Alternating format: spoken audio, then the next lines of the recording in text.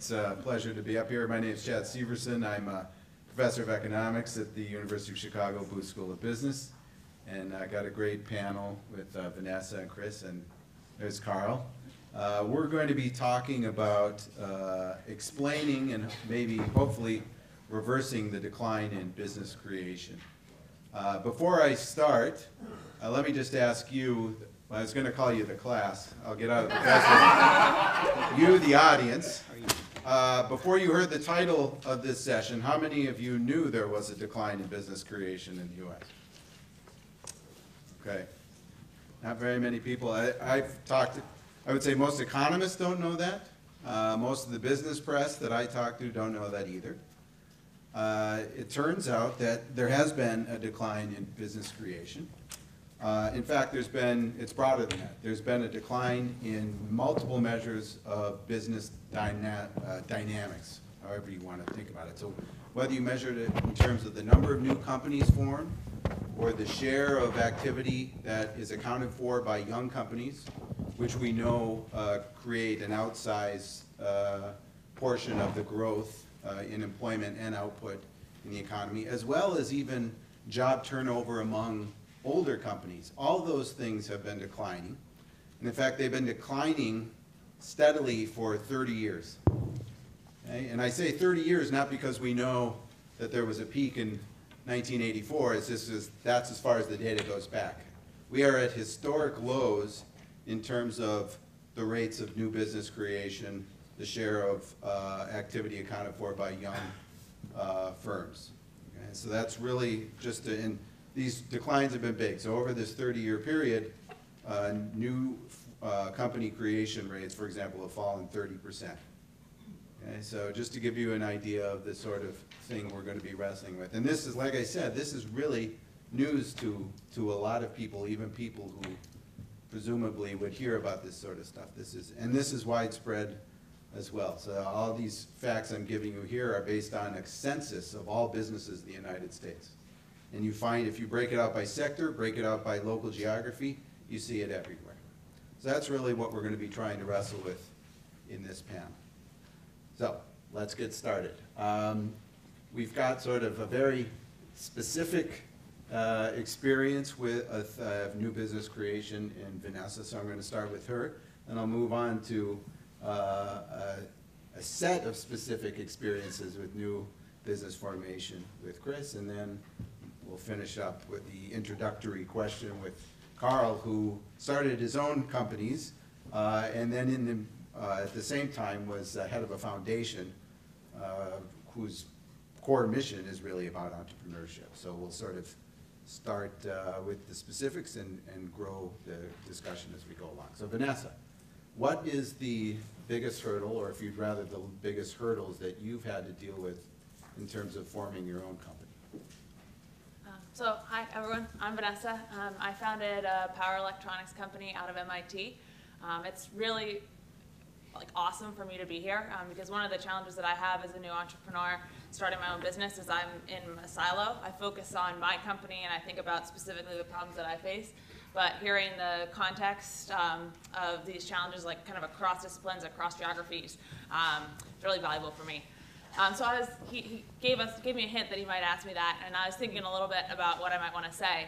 And I think one of the challenges that I want to highlight is resources, and obviously entrepreneurs always say that. And I don't want to say it in the sense that you can't get your company funded. So if you got a good company, you can find capital for it. But coming back to some of the points that Nikki made on that panel, it's a huge distraction in our ecosystem today. So for me, we have a good technology. We're trying to keep our focus on building value in our business. And I, as the leader and my leadership team, spend about 3/4 of our time dealing with finding the right capital sources.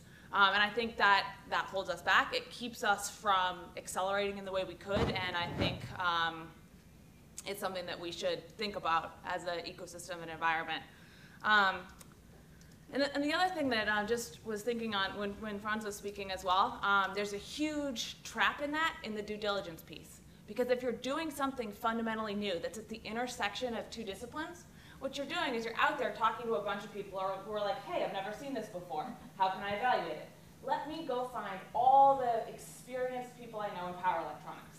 So they go out and they find people who have built power converters that look like the gazillions that you have on the market today. And they look at me and my team and they say, yeah, that's cool what you think you can do, but you're not actually going to be able to do that. Like, haven't you heard this is really hard? Like, big companies do this. Like, what you're saying, you know, we switch our power converters at 100 kilohertz. You guys are talking about megahertz. Like, that's inefficient. It's never going to work. And then our potential investors hear that, and they're looking at all these experienced people with a wealth of knowledge, and they're looking at us, and they're like, well, I mean, you guys are over here. And I think, you know, in order to, it's taken a lot of persistence to get past that and find people who did believe in us. But I think there's some structural challenges around the way we think about investing in innovation that are certainly slowing the acceleration of our potential businesses. Okay, thanks.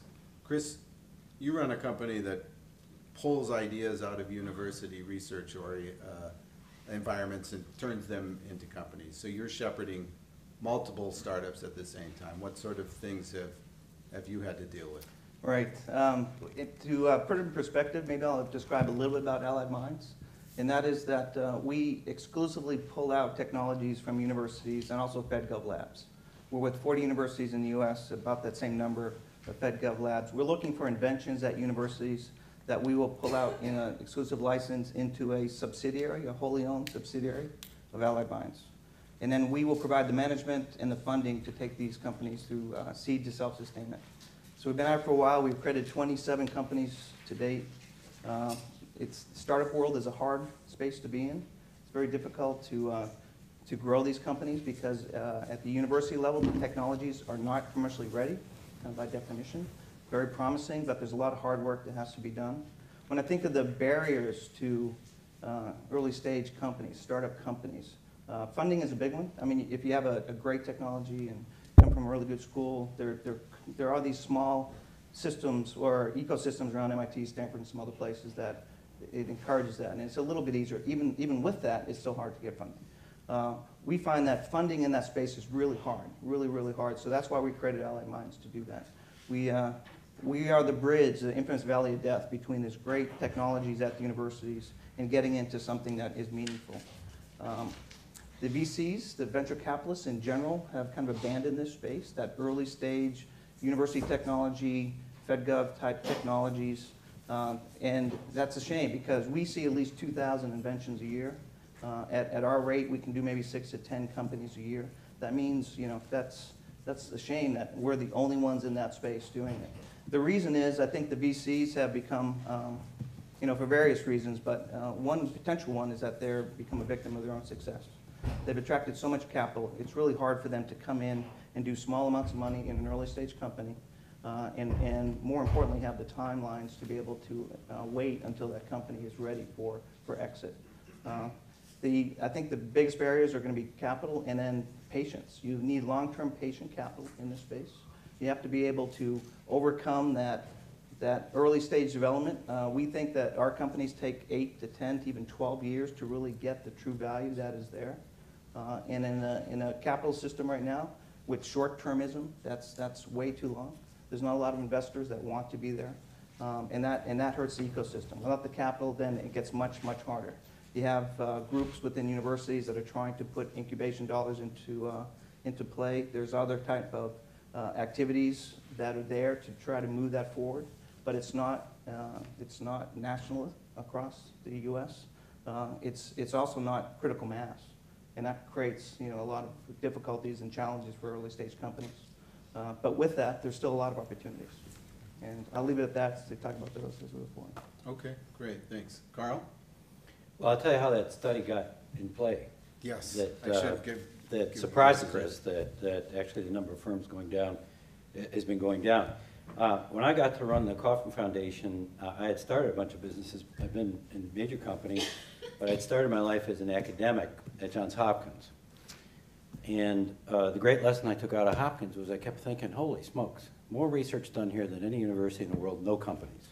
So when I got to Kauffman, I had never been in a business school. I have a PhD in economics. you teach at the only place where economists are in business schools. Every place else, our discipline is taught to detest business schools, okay? Because it's kind of, they're a bunch of, they're not real professors over there. They're like social workers, okay? All right? And I'm sorry to all of you who studied to get an MBA, okay? But in the old days, economists used to tell jokes about, you know, there's the rational man in our world, and then there are business professors, okay? So anyway, so when I got to run this huge foundation on entrepreneurship, I thought, maybe I ought to see what we're doing. And we had given a lot of money to 54 business schools. So my first month, I went to Stanford, and then I went to Berkeley, 2 days.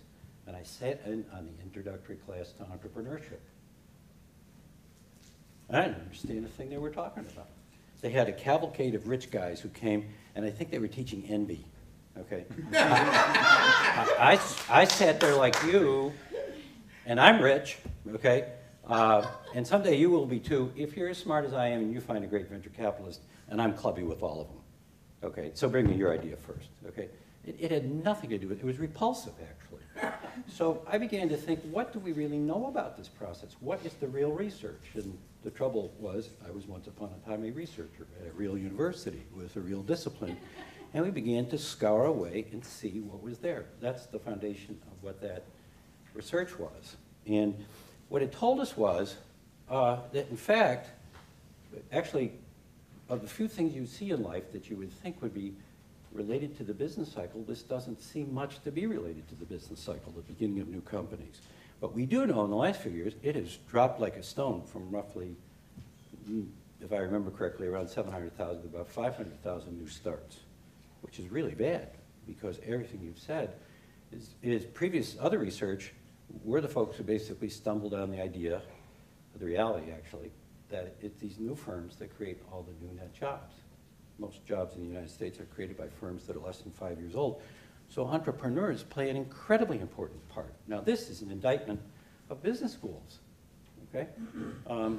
Business schools teach nothing about how businesses are started. You can take a course on entrepreneurship, which is supposed to teach you how to start a business.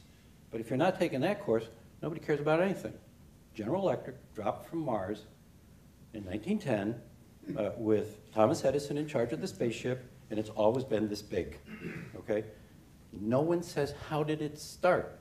And when people start to say, oh, well, we should get back to our entrepreneurial roots, that fat chance. They're totally lost.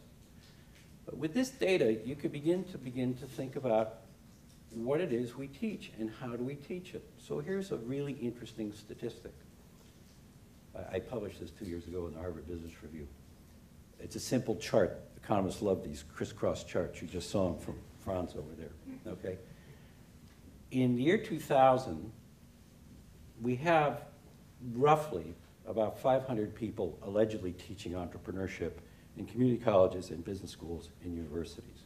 Today we have about 6,000 people. Now you've heard that the number of new businesses actually start has fallen off remarkably, right? This is what we call an inverse correlation. And it may be that the more hype we hear, and I'll end by just saying one thing.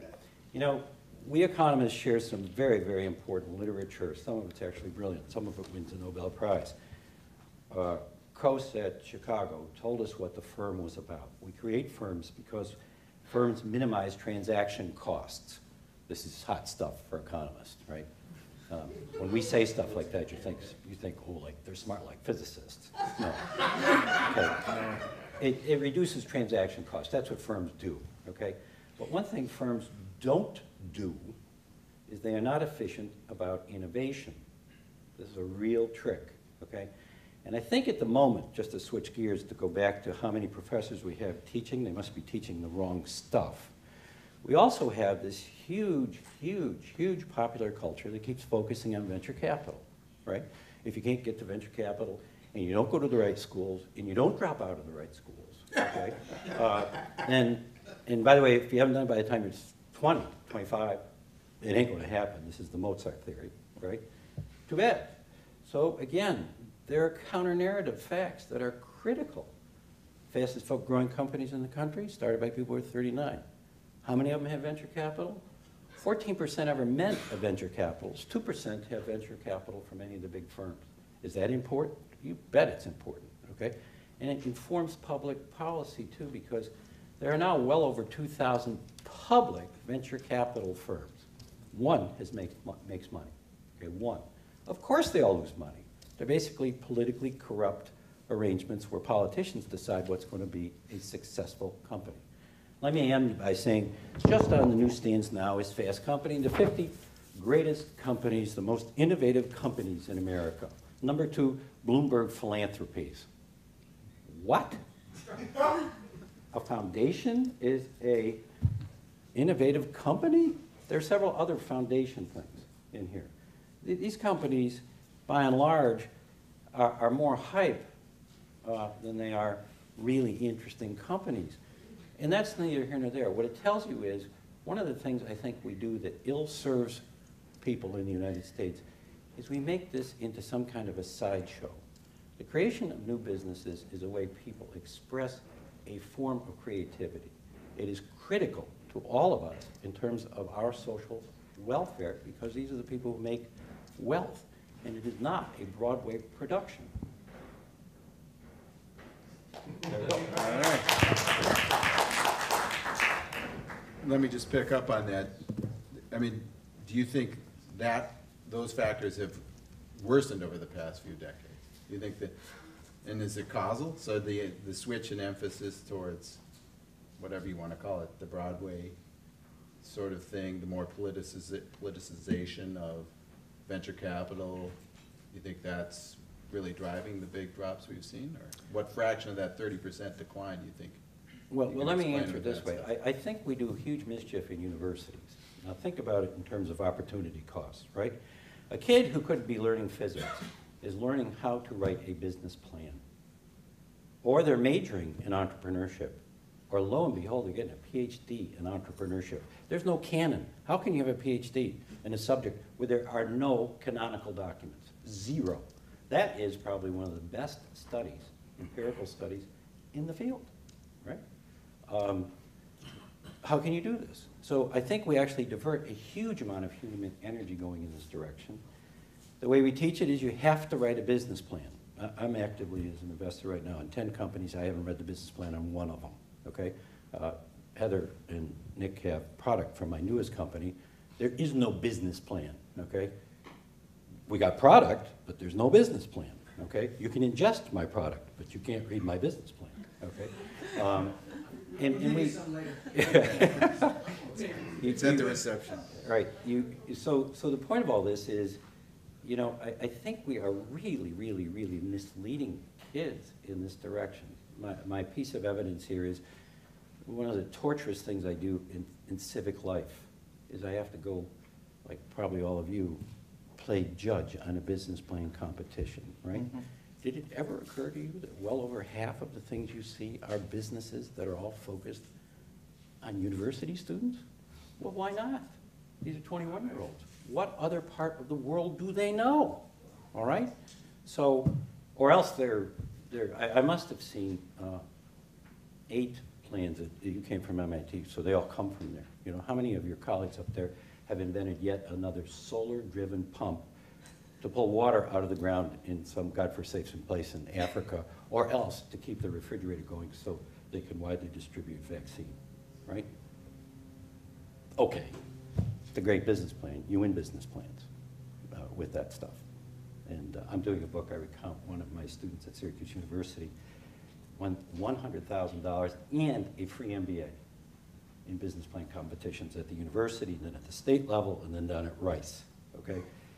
I was talking about this in my class. He started chuckling. I said, Joshua, well, why are you chuckling? He said, I wrote a championship business plan. I said, you start the business? He said, no one would start this business, okay? That's why so his business was business plan writing. I got something to say, just like to kind of riff on that. We're a pure university startup. So we came out, we were trained through the university, and to MIT's credit, I think they did a pretty good job about helping us focus on the business, not the business plan. But we did go through the competitions and certainly got built awareness about our business by going through that. But one particular competition, and I'm not going to name which one it is, but when other entrepreneurs say, hey, do you think it's worthwhile to enter this competition, I always tell them, yeah, do the competition, but don't pay any attention to what they tell you about the plan. Just focus on building your business. And I'm now, so us included, I'm 3 years. Our people that have taken that mindset have won that business plan competition. So instead of following all the instructions about how you need to put this over here and focus on these and do that, just focus on building your business and then use the competition to get, I guess, awareness of what you're doing and meet the people you want to meet. Why don't you tell everyone about your business and what happened to you? Well, which parts? To your point. Hang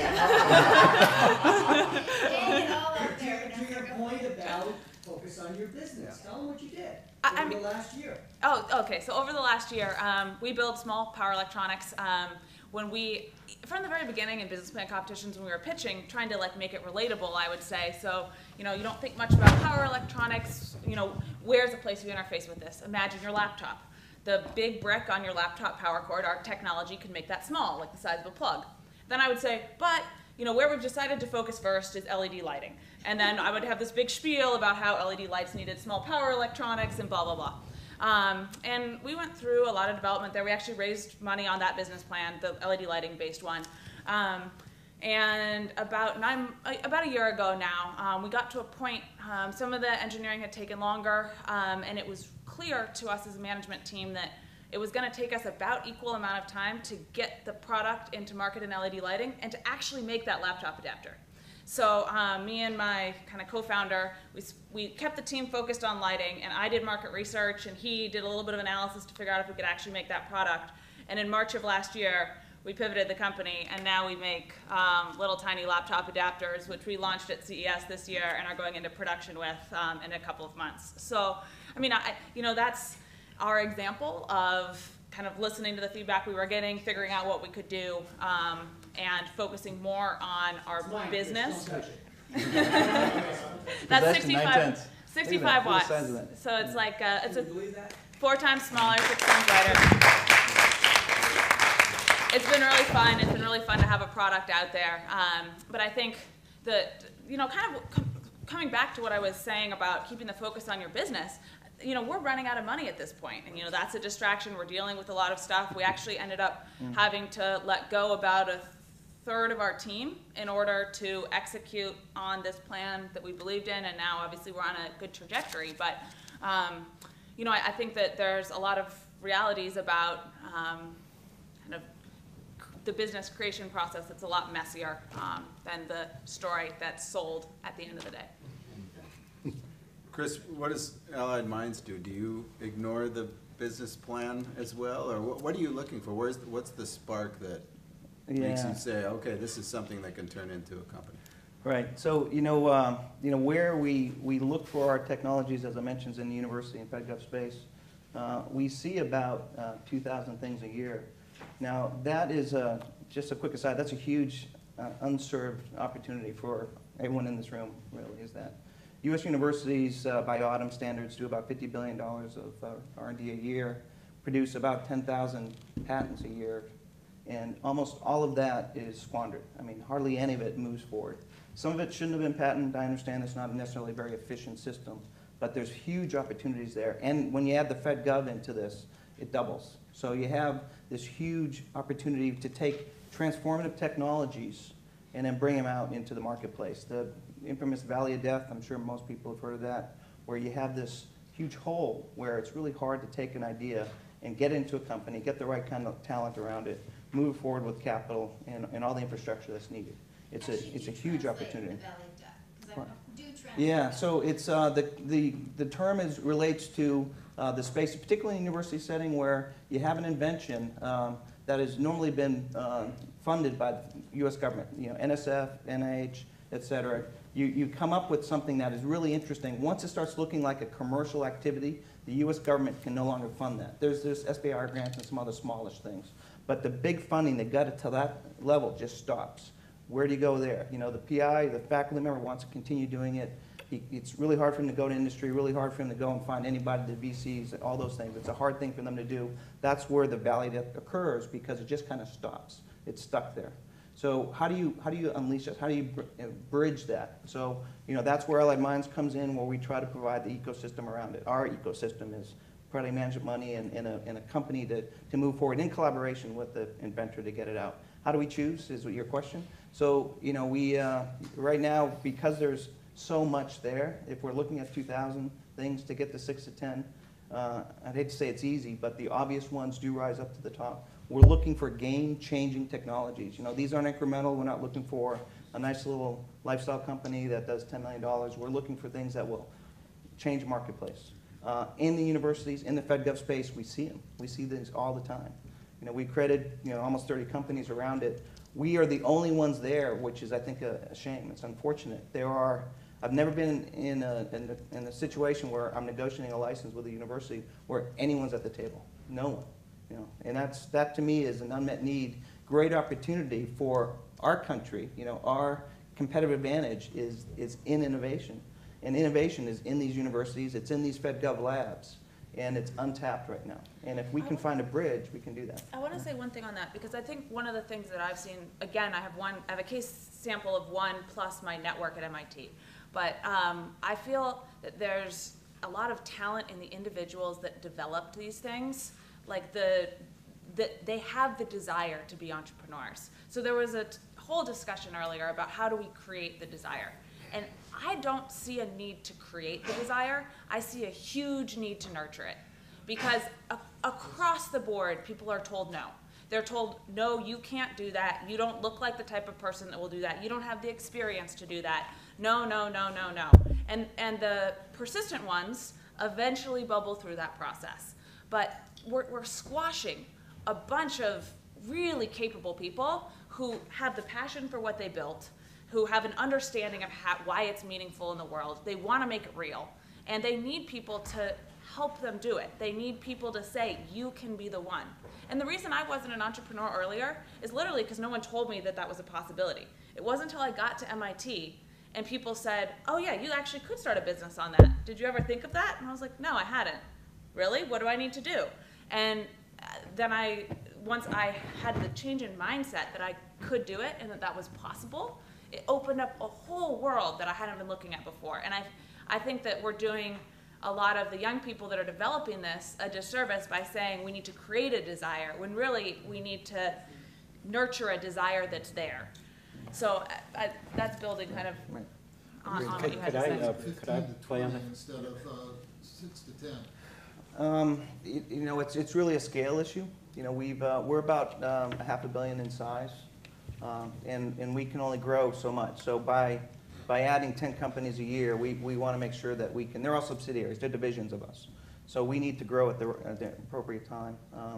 And I think there should be. We do have peers, but not in the U.S. We have some companies in the UK. They're public companies. Imperial Innovation, IP Group, Net Scientific. There are ones out there that.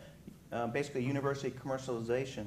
They don't necessarily wholly own them like we do, but they are there. It's just that we're the only ones in the U.S. at the moment. There's so much opportunity that there could be 10 Allied Minds, and it really wouldn't deflect from what we do. I wanted to take up on something that Vanessa said. I know the MIT system well, and while they teach entrepreneurship, that's not how it all happens there. What happens at MIT is you work with the professors doing a business, and it's in the air. MIT is actually very, very low on the totem pole in terms of formal training in entrepreneurship. It just goes on, and in a sense, this is the way it actually ought to go on. And one of the things you said actually prompts another, you called it mischievous, and here's mischievous times 2, in terms of people who want a mentor, right?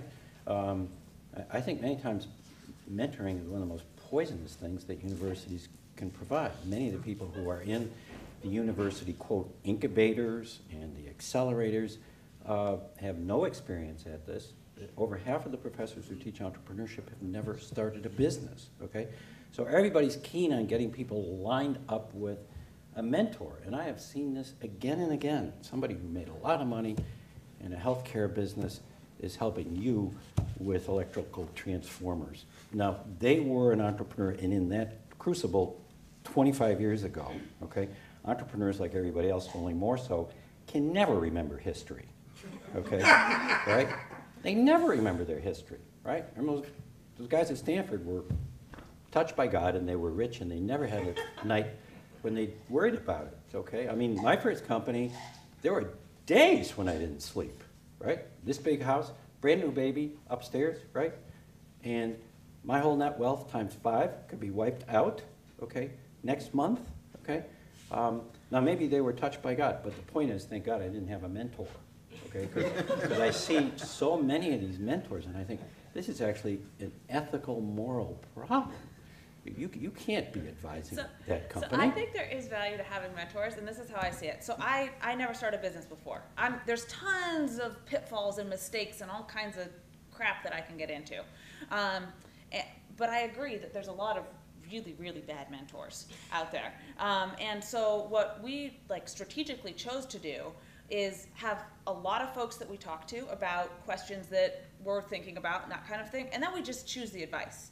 We were told, flat out, you must take VC money, you have a capital-intense business, you will never succeed if you don't take VC money, by a very experienced person. We were also told, don't take VC money, they will only crush your company, by a very experienced person. And if we hadn't gotten both perspectives, then you don't have the opportunity to triangulate.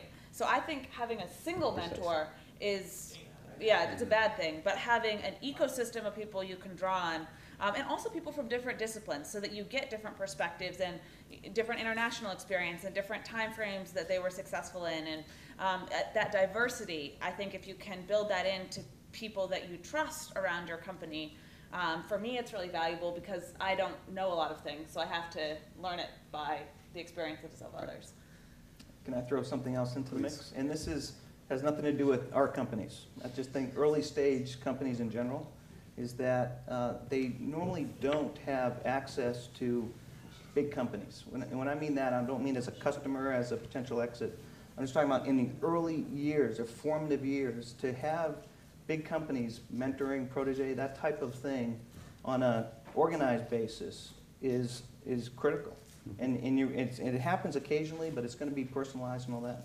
If the group was to support that, that's the type of thing that would be in general for small startup companies in the U.S. to have that relationship kind of blossom and do a lot of that early stage kind of just support would be critical. I think There's a another, I'm sorry, go ahead. this will be really quick. Touching on working with big companies, I think the other awesome thing that mentors can do is help you figure out how to do deals with big companies. Mm-hmm. As a little person, you don't know how to do that. And we got awesome mentoring on that side, and I think it's helped make our company what it is. And so that's an area where people with that experience, not people that don't actually have it but just want to mentor, but people who have done those deals can add a lot of value to a young entrepreneur by saying these are the things to watch out for. This is the cadence of the negotiation. This is where you should push. This is what you should step back on. You shouldn't worry about this. Super valuable. Super valuable, yeah. I was just going to say, relative to your point, kids choose entrepreneurship in universities. They're encouraged to think about it like it's an occupational category, okay? And then they have to write a business plan, and they're told to go out on Thursday and come back on Friday or the next Tuesday with an idea. The first skill they teach is opportunity recognition, right? Which is why 50% of business plans are something to do with how to deliver pizza faster to a dorm room at 2 a.m., right? And I believe that there are people who are inclined to be entrepreneurs, but at a given moment, not all lightning strikes at 19. At a given moment when they're in college, they don't have the idea, okay? They may not have gone to MIT and watched it happen. And my advice always is, go to work for a big firm. Those are really the farms for many, many, many entrepreneurial ideas. Big firms. Some of the research on spin-outs, actually. A lot of big industries grow via spin-offs from the initial big player in the industry. All right, so let's be a little, we've started to be a little prescriptive, not just descriptive, but let's be more prescriptive. What else do we change about things to make it better? What about how would we change finance? Where do we find the patient capital? How do we get more allied minds who are willing to take the time, spend the time to get their return? Where do you get your capital from? We are institutionally backed, and we have a number of large institutions, Invesco being one of them. They are a rare breed, unfortunately, to have long-term patient capital, especially a big fund that's willing to wait 10 years to get their return. Because again, I think that's what it takes for early-stage companies. So the big institutionals that have gotten potentially, are unhappy or haven't had the returns they would have liked in the VC community as being an LP. The 2 and 20 is a hard way to make money if you're an institutional investor. Maybe more of those institutions will go long. I think that is a very, I think it's a low probability, unfortunately, at least in the short term. Short-termism is an issue. Companies have to be able to, meet their quarterlies, and institutional investors have to be able to show that their funds go up every year. So to have this is counter to that, and it makes it harder. We had an interesting conversation at lunch today because, I don't think you should go and look at the financial community to kind of bridge this. You should look at companies. Allied Minds is a company. And I think the collaboration part of this is potentially having other companies, large companies, kind of join and do this. Large companies need innovation. Where are they going to get it? It's really hard to find them themselves. And then, they might spin out of there, but they're not going to grow it inside a big company. And they're sitting on record piles of cash. They're sitting on capital, right? And they have a longer, potentially have a longer term, horizon to say this technology will be meaningful to my product down the road or this program down the road. So they're not thinking in a year, or they can look out a 5-year period perhaps. So I think corporations have a big place to play in here. Structurally, that's a bigger issue. It's probably a longer conversation too, but they can participate for sure. Obviously, at universities, they have this kind of incubation at $10,000, $20,000. Put a little bit more money to work, start to cross the valley of death, but maybe not too far, but at least get further enough where then a company with an incubator or a company like Allied Minds can then bridge that further. Carl, can you speak a little bit to the Kaufman Foundation's perspective on venture capital? I thought that the report that came out was really enlightening for the venture community to face up to what is not actually a very successful track record.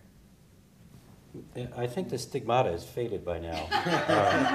But for at least 5 years, I never touched foot into the Silicon Valley because we actually did a lot of studies, financial modeling, and it turns out that, in many ways, the VC community these days is a Ponzi scheme. I think you said it perfectly in a sense. Venture capital was of a moment in history. The Silicon Revolution was it, okay? And they pushed it a little with biotech. But now it's not clear that that moment continues. And as you said, they've moved up into mezzanine. And, we've watched it with some of the highest high-tech stuff. Basically, they sold their franchise 6 months before the public offering, just for more validation of the idea, which is crony capitalism in a sense. But the study you referred to basically is the main venture houses basically re-up the next fund at about 2.5 years, 2.5 years. That's when the returns are the highest on the last fund raised. And in a sense, that's what they tell the limiteds, that this is what the fund looks like. And of course, it trails and never performs against that. But everybody sort of winks at it. And the tragic turn, of course, I'm not sure it's in there, was that with the downturn, the people, because as you alluded, the limiteds are finding it, well-managed limiteds are finding this more and more difficult. In fact, Kaufman withdrew a lot of money from the venture capital portfolio that was its original investment.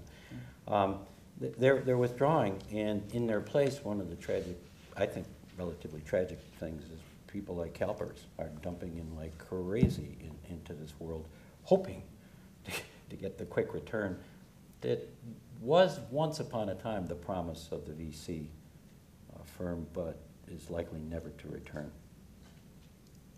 So let's continue to open up to questions from the audience. We're happy to do so. Yes. Yeah. We'll get you a microphone here. Even though I'm plenty loud about it. You are this one. So I had a comment and then a question. I think the issue of funding is really critical, and I concur that there is a role for existing corporations to play, and certainly in the life sciences sector, we see a number of companies with corporate venture funds now. But the big drawback, I think, to relying on that piece to fund innovation from the university to a commercialization point is that every company has a very narrow focus, and even if you added up all those narrow foci, they cover only a small part of the space that I think should be funded, because the risk-taking is relatively low, even though you would think the time horizon, and in fact, in my particular instance, my company doesn't insist on an ROI. They're not, I mean, yes, of course we want it to be profitable, but that's, the main thing is that it has to be strategically aligned. Well, now you're taking, you're not saying play openly in this space and, have a portfolio that balances out your risk. So my question to the group is really, do you see a place for a public evergreen fund that would allow us to take the kinds of risks that need to be taken, and that could be self-sustaining because you don't have those pressures, for, a 5x or a 7x. It doesn't have to be that kind of x. Even a 1.5x is okay if you're evergreen. Do you mean publicly traded or public money? Public money. I don't mean traded. I mean something that's in the public good, so it comes out of our dollars, whether it's at the local, state, or federal level. I'm familiar with a group that's attempting to do something like that, not necessarily the same source of capital, but evergreen, much longer time horizons for energy. I think it's really important, and I think it has a lot of potential. So they're still in the pretty early stages of that, but it's gotten a lot of traction on the energy side. And I think they face similar challenges to biotech, in that it's like long time horizons and big problems that have a common good. So I certainly do think there's a space for that type of capital. I think you have to really think about where it comes from. My view is that you can't have public money in a venture fund like that, no matter what, okay? Because it's inevitably it becomes a political issue. I think we saw it in spades in the last 5 years in the Department of Energy. Yeah. Okay, I mean, we all lost our money. You're all limited partners, and boy, did we get hosed. Because real expert people could tell winners from losers. They had Nobel Prizes, by the way, okay? And incidentally, just to put a little dollop on there, I knew there were venture capital. I knew venture capitalists, okay, who had money on Solyndra, and they escaped terrifically, okay? They were held fault-free, thanks to us, okay, in a deal, a corrupt deal, okay? And that's why I just don't feel at all that any public money should ever fund these funds. The second cousin to that, I think, are university alumni funds, okay? And the problem is that's kind of nicer, pure money. The problem is the guys who made the money turn over the university, and the people who inevitably run it in universities are sort of real second-tier people, okay, who fall into their own sort of corruptions, okay? They think they know where it's going, and the dean of the engineering school says this is a really great one, and they can't sort of manage it, independently. So, but your point is well taken, and I think you echoed it. There's a need for a different structure, I think, in venture, and we argued this once upon a time, that when it comes to like biotech, and I guess I don't know anything at all about the energy field, yeah, there ought to be, I think, really publicly traded evergreen funds, okay? You can't, I'm a biotech investor, and, great studies coming out of FDA for our products and so forth. It still takes a long, long, long time. And it's completely different than if you're putting money down in a game, that it either is or isn't a success in 6 months, and that's it. But of course, ironically, a lot of those companies don't need money at all because open software. But it hasn't been mentioned yet, and I think there's a big role for partnerships, both so it's incumbent upon the entrepreneurs to find customers who are ultimately big partners, and I think that's a great source of funding for the entrepreneurs. And then also, I mean, for us, like in our supply chain, there's a variety of different partners we can work with there, and we can keep our capital down by leveraging kind of existing infrastructure and kind of stuff that's already been done. So I think those partnerships can be really powerful as well. So, I want to. Oh, you got it. Hold on, Chris, you have something to chime in. I was going to agree with Carl, but I think that's Okay. I'd just say Please, one go ahead. last thing before you break in. Dean Kamen's back there, and before I went to Kaufman, he and I had the great good fortune to be advisors to the Johnson & Johnson Venture Fund, which is the oldest corporate fund. And you're real lucky people if Johnson smiled on you, okay? The only qualification was that you had a possibility of being acquired by Johnson & Johnson. You somehow fit, but the spectrum was so broad, okay, so they didn't meet your confining. You're very well taken point. It's kind of too confining. They had a lot of leash to run all over the place. And the great part about it was you got a really great deal out of Johnson & Johnson, okay? Even without a mentor in there telling you the cadence of the deal. Because they were spying you as a potential for the family. Excuse me. Please. Can we? So I am the. I am. Your name. My name is Greg Washington. I am the Dean of Engineering at UC Irvine, and so one of the things I notice with our faculty who want to start companies is that they're running right smack into the funding piece, and I do think we have to explore this concept a little bit more in depth than where we are, and I say that for a primary reason. The publicly traded mechanism, I don't think necessarily work, and the large company mechanism doesn't work either. And here's why. Large companies tend to not want to disrupt themselves. So if you have a very disruptive technology that's in a field of service of a very large company, they're less likely to take on that technology if it's disruptive to what they actually do. Clayton Christensen wrote, there are oodles of writings on this subject that they just don't want to disrupt themselves. So it's very difficult to get resources from those entities. And the same thing with publicly traded entities that have, when you have something that has a longer time scale, because they're evaluated quarterly.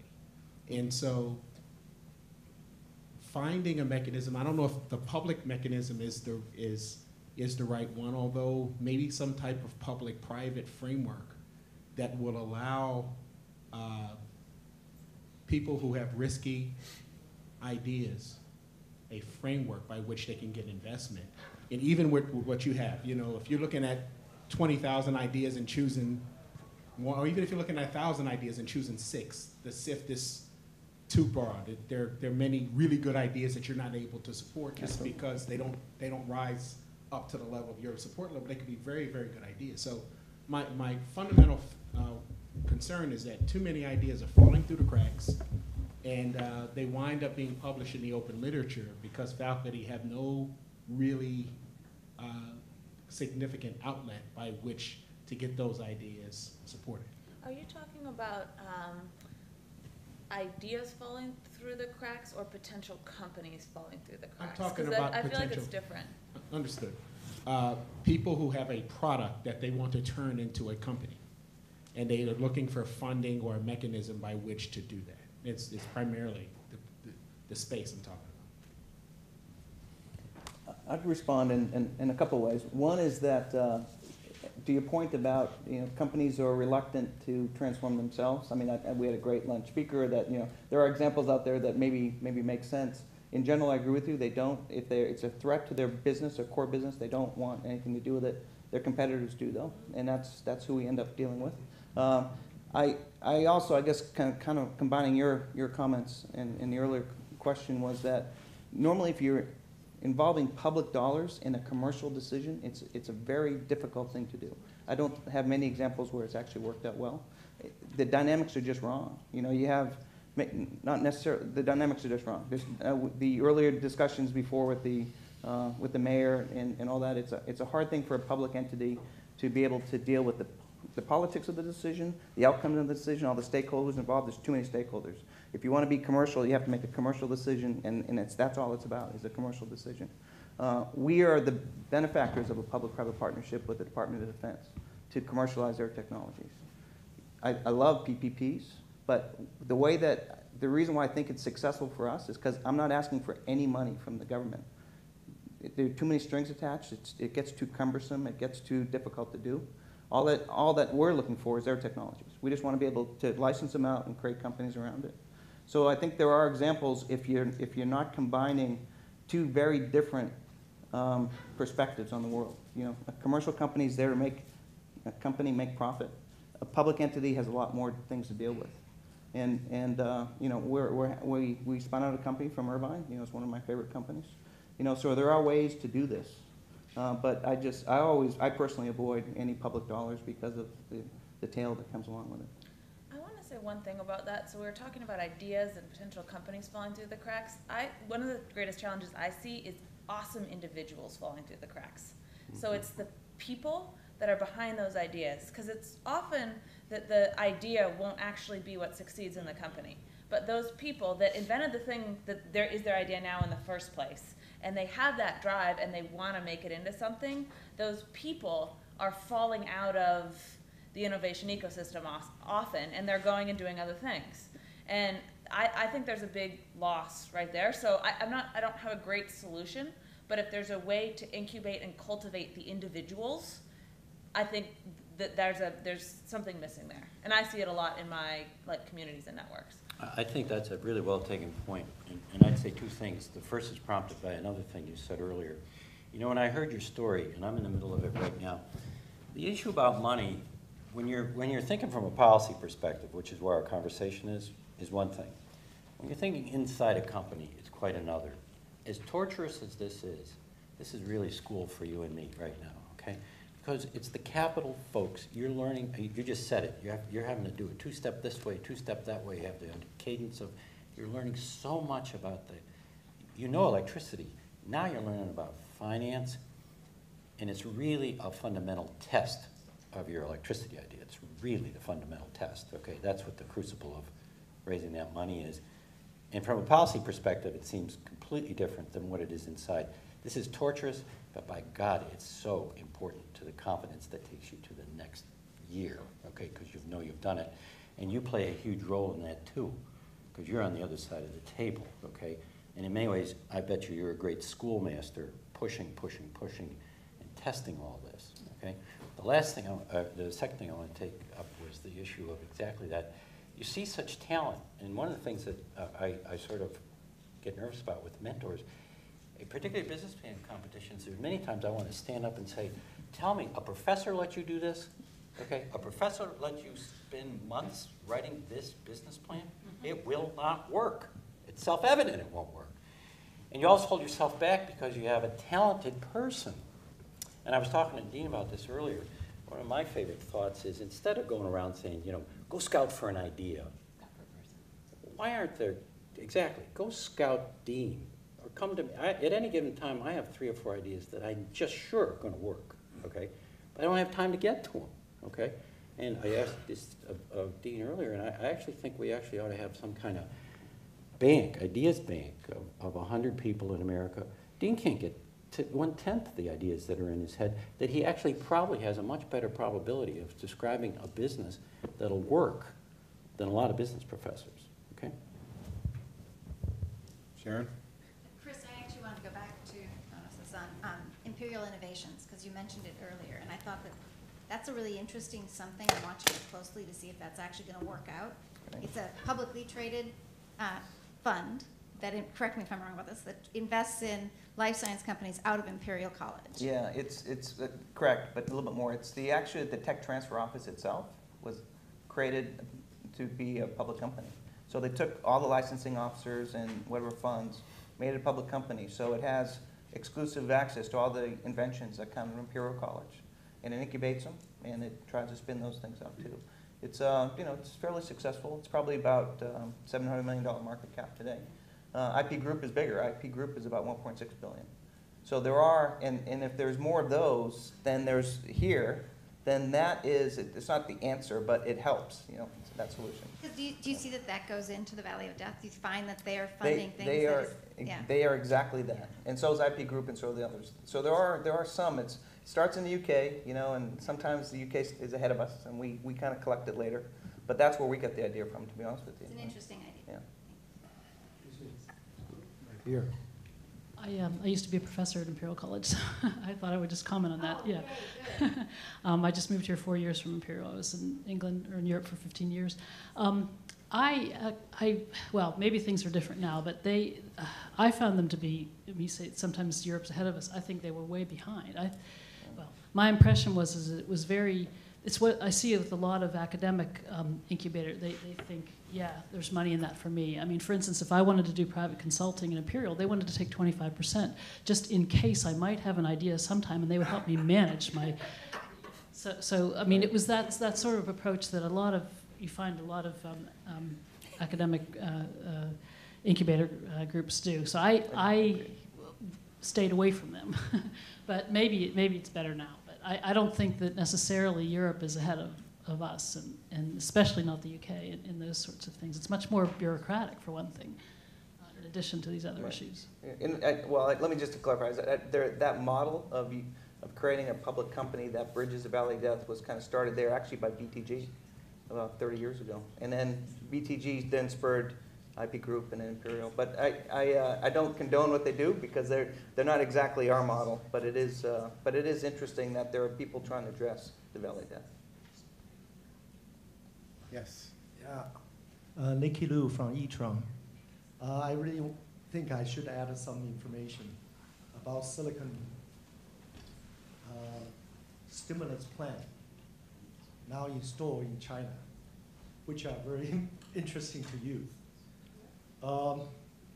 The VC doesn't want to invest on silicon because silicon now mask, wafer, doing research costs a lot of money. And the IPO is more difficult, and return on the P ratio cannot justify the initial investment. However, as I know, the China decided semiconductor is core technology. People need to have some way to experiment with their product in silicon. So the way they did is anybody, not just university, company or entrepreneur, can write a plan. Said, I have this idea, and I will do it using a common facility of a CAD tools without cost, and justify on the paper and simulation that your idea works. And if you get qualified, I heard the percentage is very high, then your wafers and mass money was sponsored. It's R&D sponsored, not the product sponsored. And as a result, the entrepreneur can test on their experiments without burning the shareholders' money. And you can imagine that's why VC want to go there, because somebody shared their risk. And people can do experiments. So angel money is much more willing to take that risk. When the product comes out, it works, okay? Then the VC get more confidence and willing to put more money. But at the same time, when you prove your company can serve to the major customer, like you are discussing, and then you will be sponsored by certain ways to encourage or award the pre-production into production or the early production. I don't know how the money go into their book, but it was selected and sponsored.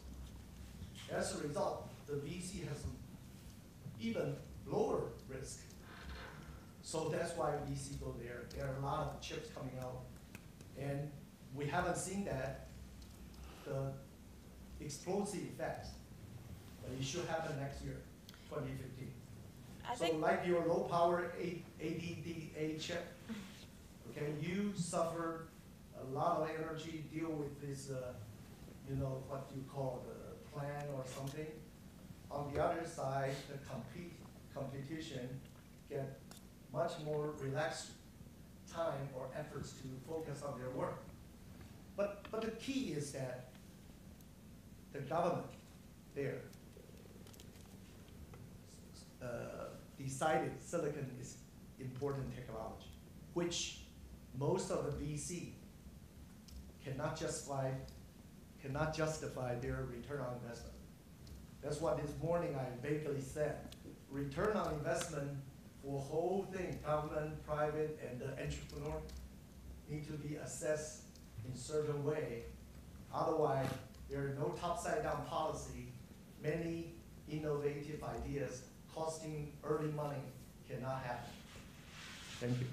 So I want to say something about that because it's certainly something we've dealt with. Yes, it's expensive to build hardware, particularly semiconductor. Fortunately, we can leverage existing infrastructure. But I think one of the challenges that we have to think about in this conference is called making value for America. But if we try to do our silicon in America, we can't compete. We can't build a competitive enterprise. And so there's certain aspects of what we're doing where we have to leverage global capabilities to create value here. And I think that's something that may be less appreciated by a lot of folks talking about jobs and manufacturing here. We're building capabilities here in this country, but we can't do that unless we can compete with companies that have access to these kind of resources. So we need to get that access, and we need to be playing in the global supply chain. You're right, Vanessa. It's a vicious circle, and life is a bitch. And unfortunately, you know, you're born and you die. I don't mean to cut this panel off, but I want to get. I'm giving you a 2-minute warning here. We only have about an hour and a half left of this conference. There's many of you sitting there who haven't said anything. You're going to have to, if you want to say something, you've only got another few minutes on this panel and the next panel to say something. So I'm encouraging you to please inform us. It's what we're here for. We're trying to absorb all of these, you know, wonderful thoughts, okay? So please don't be polite. We need your thoughts, whether, you know, they're orthogonal or parallel to what our thinking is immaterial. But we want to hear from you, okay? So thank you. Go ahead, right there. This is a question for Chris. The NIH started this translational institute, I think it's called NCATS.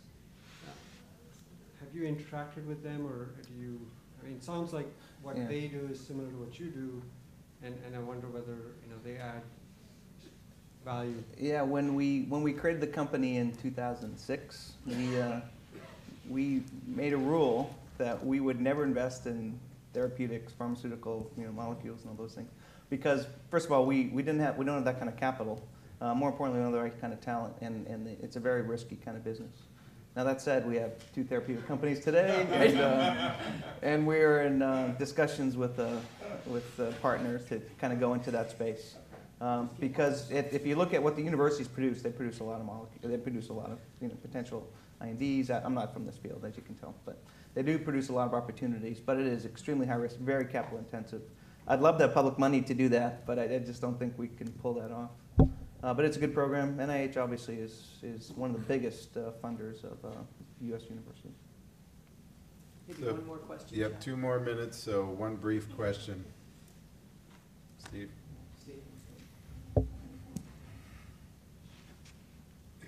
Thank you. Steve Hoover from Park. My question really centers around last thing. We've talked a lot about, well, you know, it's kind of very hard, a lot of energy into working the capital system, and that, you know, VCs don't know what the hell they're doing. But the big gap that I see is that very capital intensive, long-term, you know, in energy, right? That's, and it's, you know, that's not, and crossing the chasm, right? That's not crossing the, you know, the valley of death. That's, you know, there's a long desert out there till we get to the promised land that is just going to be there that you've got to get through. And that's where what are the ideas for capital models for that? Because that one really worries me. Yeah, we do have a fuel cell company, we do have a computer memory company, and that's a long, expensive route. The way that we do it is that our institutional investors not only give us capital to do what we do, but they come in and co-invest directly into our subsidiaries. So we have internal syndication to go along. So we can put in $100 million into a company with our internal syndication. That's what IP Group does. That's what some others do. That model will work if it's successful. If it's successful, to be follows. Your investment return model allows it. It does. You Now don't need a 7-year payout. You need long-term patient capital, and that's why I think there are a handful of these. Today there's a handful, and it has to be successful, or else there won't be any. I think you have to be really forward-thinking to be that kind of fund manager. But the one that backs us the most is the most successful fund manager, at least in England, has been. Just But one let me comment speak. about Can I speak to that for 1 second? Please. You know, my critique of how it's taught, sometimes I actually brave it and go talk to business professors, right? And last time I did, they said, oh, we already understand what you're doing. We don't focus on the business plan. I had already done all my homework. Every single one of the universities I was talking to begins with the curriculum as the business plan, right? They said, we're already there. You know, the philosophy at our place is we teach lean startup, right? So we got a new buzzword for it, right? Oh, right. Okay. So what you're talking about is what I'd call fat startup, right?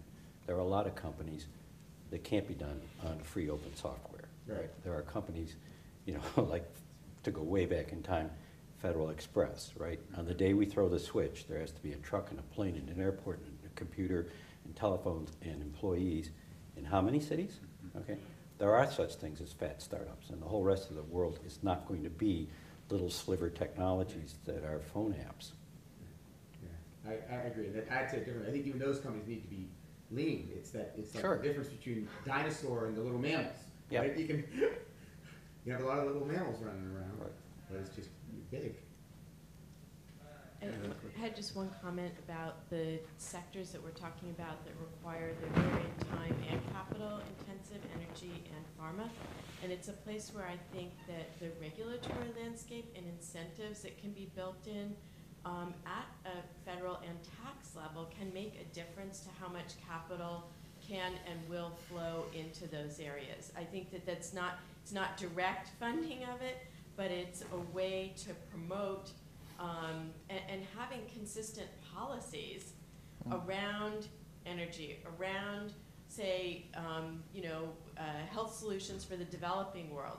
Having those year over year where somebody can see, oh, it's going to, that incentive will remain, it's worth my doing, could make a difference. Couldn't agree more. Can that get into the book, Nick? That's a good one. To me, it sounded like a second bite of the apple, all right? And such tax policy always involves distortions of incentives. And with distortions come inefficiencies, capital inefficiencies. Leave it to the private market. Okay, with that, let me thank the panel for joining us.